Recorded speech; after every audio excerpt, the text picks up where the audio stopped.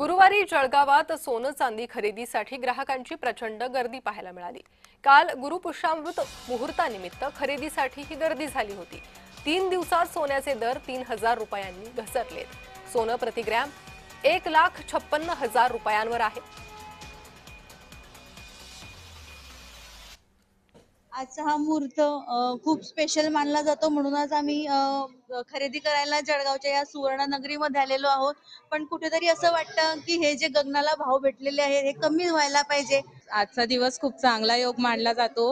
अक्षय तृतीया आणि गुरुपुष्प अमृत म्हणजे हा दिवस सोनं घेण्यासाठी स्पेशल दिवस असतो। आणि आज आम्ही सोनं खरेदी केलेलं आहे इथे येऊन।